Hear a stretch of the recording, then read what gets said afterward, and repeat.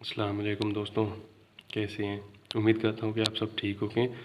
तो आज का हमारा वीडियो बनाने का मकसद यही है कि जो अगले 6 तारीख को डिस्ट्रिक्ट कोर्ट की जो इंटरव्यूज़ हैं ईपीआई की, ठीक है, उसकी प्रिपरेशन के लिए हमने कुछ जो इंटरव्यू सवालात थे जो 18 तारीख 11 और 2024 पे उसका जो इंटरव्यू हुआ था कुछ दोस्तों का, तो उसने जो है ना कमेंट्स वगैरह में उन लोगों ने क्वेश्चन शेयर किए थे, तो आज मैं वो बताने आपको चाह रहा हूँ। तो फर्स्ट क्वेश्चन जो है हमारा वो है, जिस भी इंटरव्यू में अगर आप जाएंगे ना तो उसमें ये लाजमी पूछा जाता है। फर्स्ट क्वेश्चन जो मैं आपको बताने जा रहा हूँ वो हमारा है इंट्रोडक्शन, यानी self introduction. Introduce your self. ये अमूमन जो इंटरव्यू होते हैं वो सब में पूछा जाता है कि इंट्रोड्यूस योर सेल्फ। तो फिर आप अपनी एक लिस्ट बनाएं, पेज बनाएं, ठीक है, उसमें अपना इंट्रोडक्शन लिख दें। और उसके बाद जो दूसरा क्वेश्चन था 18 में 2-3 क्वेश्चंस थे, तो उनको मैं आपको पेश खिदमत करता हूँ। तो इसमें हमारा है, एक हमारे पास होता है IPV, ठीक है, तो दूसरा हमारे पास है FIPV। तो इन दोनों में उन्होंने कहा कि डिफरेंस क्या होता है। Difference between IPV and FIPV। IPV तो हमको पता है, IPV का फुल फॉर्म क्या होता है। ये हमारे पास एक नया टर्म आ गया FIPV। FIPV का मतलब क्या है।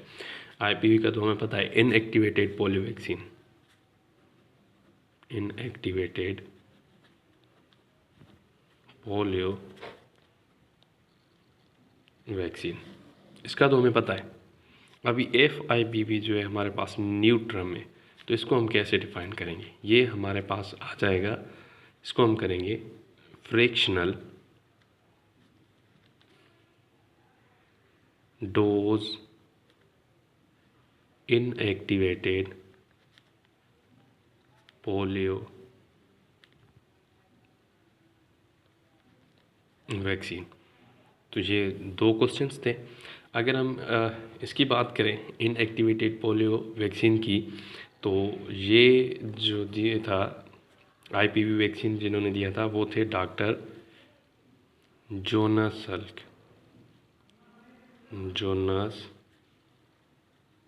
सल्क, ठीक है। और ये जो हमारे पास दिया था 1955 में इन्होंने दिया था IPV। और इसका ये नॉट अफोर्डेबल था, यानी इसको जो है कुछ लोग ऐसे पुअर्स थे जो बाय नहीं कर सकते थे, और ये हमारे पास होता था लिमिटेड स्टॉक में। क्या होता था हमारे पास, लिमिटेड स्टॉक में होता था, ठीक है। तो इस वजह से जो है ना इनएक्टिवेटेड पोलियो वैक्सीन कम इस्तेमाल किया जाता था। और ये जो है वो हमारे पास फारदेस्ट जो एरियाज़ थे, फारदेस्ट एरियाज़ थे, तो उसमें जो है ना वो कम पहुंचता था इनएक्टिवेटेड पोलियो वैक्सीन IPV। तो उसी हिसाब से उन्होंने एक और टर्म ईजाद किया FIPV। Fractional dose inactivated polio vaccine same ही है, सिर्फ नेम का डिफरेंस है, ठीक है। तो इसमें हमें क्या मिलता है, अनलिमिटेड जो था स्टॉक था इसका,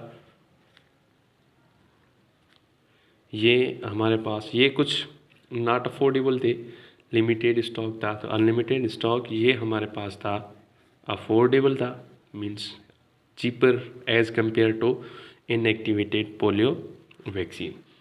तो ये हमारे पास जो है वो रिमोट एरियाज़ में जल्दी पहुंच जाता था। एरियाज़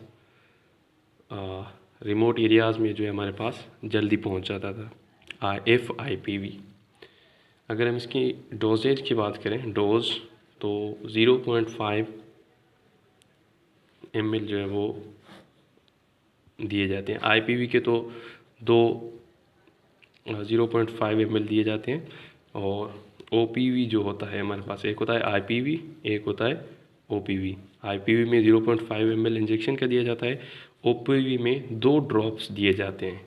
ये होता है हमारे पास oral polio vaccine, oral polio vaccine. इसके हमें जो बच्चे को पिलाना होता है वो 2 ड्रॉप्स पिलाने होते हैं, और वो 2 ड्रॉप्स जो होते हैं वो हमारे पास 45 डिग्री पे होते हैं, सेंटीग्रेड पे नहीं, डिग्री पे होते हैं। मीन्स आपने जस्ट उसके बच्चे के मुंह के ऊपर ही आपने क्या करना है, 45 डिग्री के ऊपर रख के आपने उसको जो है ना पिलानी है। ठीक है, ये हमारे पास पहला क्वेश्चन है सेल्फ इंट्रोडक्शन का, difference between IPV and FIPV। तो अगला जो हमारे पास क्वेश्चन है वो है हमारे पास कि टारगेटेड डिजीज़ कितनी है हमारे EPI में।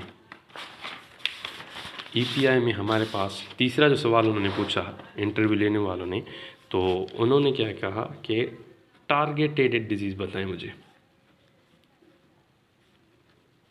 टारगेट डिजीज़ कितनी है। ठीक है, टारगेट डिजीज़ इन EPI। अच्छा, EPI का हमारा हम देखें, अगर EPI का फुल फॉर्म भी इंटरव्यू में पूछा जा रहा है कि EPI का फुल फॉर्म बताएं, एक्सपांडेड प्रोग्राम ऑन इम्यूनाइजेशन, यानी इसमें EPI का फुल फॉर्म एक्सपांडेड, अगर इसको हम उर्दू में कहें तो क्या कहेंगे, तौसी प्रोग्राम,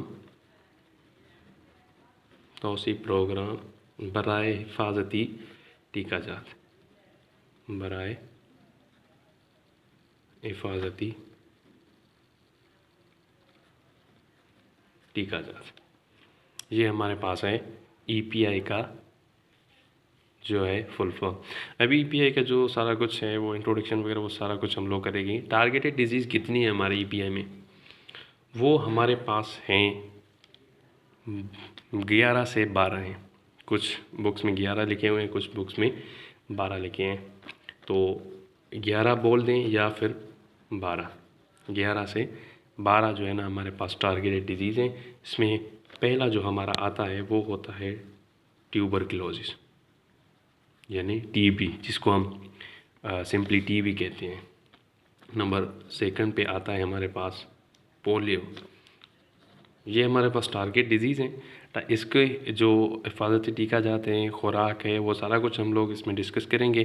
तो जुड़े रहिए, वीडियो को एंड तक देखिए और चैनल को लाजमी विज़िट करते रहिए। इंशाल्लाह प्रोग्राम में जो इंटरव्यू चल रहे हैं प्रोग्राम, ठीक है, तो उसमें हम लोग इंशाल्लाह ऐसी वीडियोज़ अपलोड करते रहेंगे।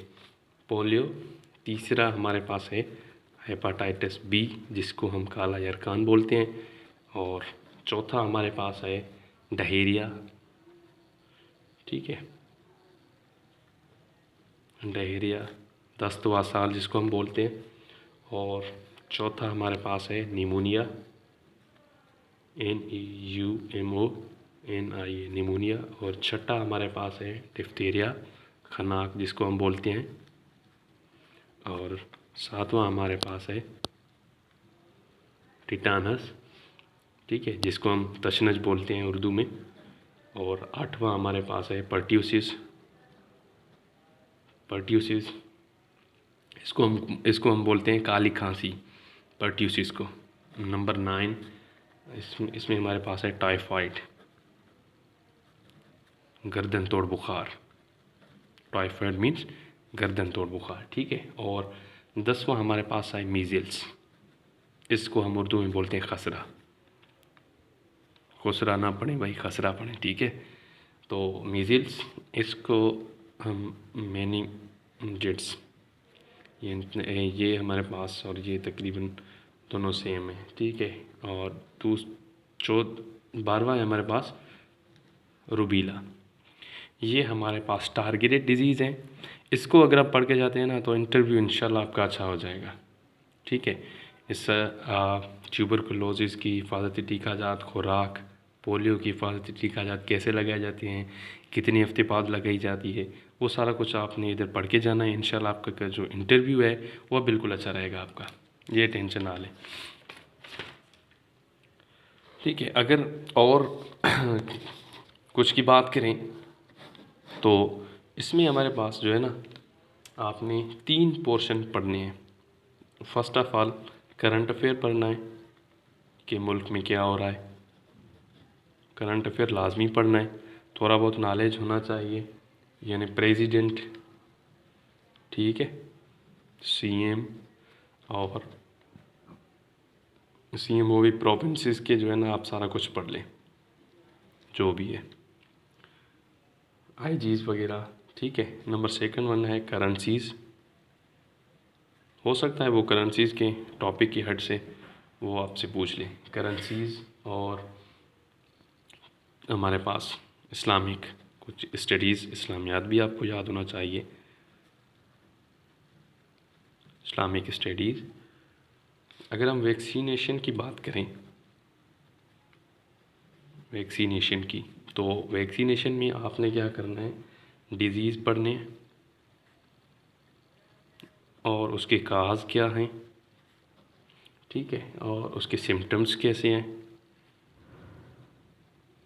अगर किसी बच्चे को पोलियो हो जाता है तो उसके सिस्टम्स कैसे हैं, कैसे होते हैं। अगर निमोनिया हो जाता है तो उसकी जो है ना, हमारे पास सिम्टम्स कहते हैं, सॉरी कैसे होते हैं उसके सिम्टम्स।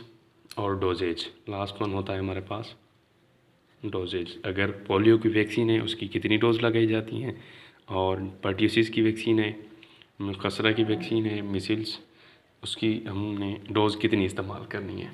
नंबर अगर वैक्सीनेशन दूसरा तो आप पढ़ना चाहें तो उसको हम जर्नल साइंस भी आप कवर कर लें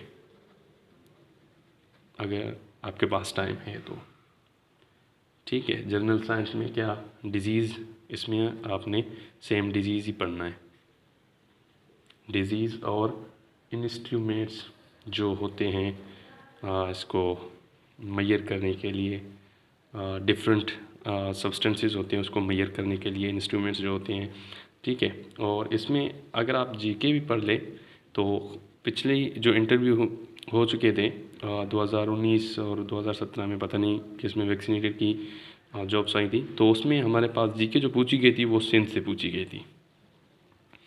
यानी ये चीज़ आपने लाजमी याद करनी है, और ये जो टारगेटेड डिजीज़ हैं ये चीज़ आपने लाजमी याद करनी है, ठीक है। तो अगले पार्ट के लिए वेट करें, इंशाल्लाह अगले पार्ट में हम ईपीआई के ऊपर बात करने वाले हैं कि ईपीआई का इंट्रोडक्शन क्या होता है, और ईपीआई कब शुरू हुआ, सिंध में कब शुरू हुआ और कैसे शुरू हुआ, वो सारा कुछ जो है ना हम इसी चैनल पर अपलोड करते रहेंगे। तो इसी चैनल में जुड़े रहिए हमारे साथ, और हमको दीजिए इजाज़त। अल्लाह हाफ़िज़।